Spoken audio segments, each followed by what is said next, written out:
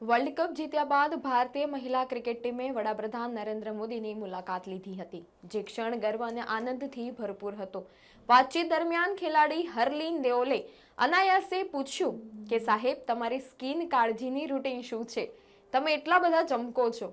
આ સવાલે રૂમમાં હાસ્ય છવાઈ ગયું અને પીએમ મોદીએ હસતા હસતા જવાબ આપ્યો કે મેં આ વિષય પર ક્યારેય કશું વિચાર્યું જ નથી. સાથી ખેલાડી સ્નેહ રાણાએ તરત ઉમેર્યું કે સાહેબ, આ તો દેશના લાખો લોકોનો પ્રેમ છે. ત્યારબાદ કોચ અમોલે હસતા કહ્યું કે મારે દરરોજ આ તોફાની ખેલાડીઓ સાથે રહેવું પડે છે, એટલે જ તો મારા વાળ સફેદ થઈ ગયા છે. એક રસપ્રદ ક્ષણ પર તેમણે યાદ કરી અને તેમણે કહ્યું કે ઇંગ્લેન્ડમાં કિંગ ચાર્લ્સ સાથે ફોટો લેતા વખતે ટીમે મજાકમાં કહ્યું હતું કે વાસ્તવિક ફોટો તો ત્યારે આવશે જ્યારે આપણે વર્લ્ડ કપ જીતીને પીએમ મોદીને મળીશું.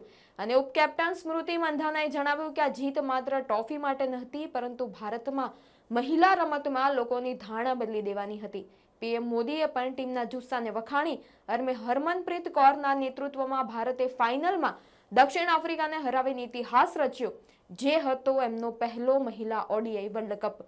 આ જીત માત્ર એક ટ્રોફી નથી, પરંતુ એક નવી પેઢી માટે પ્રેરણા બની રહી છે.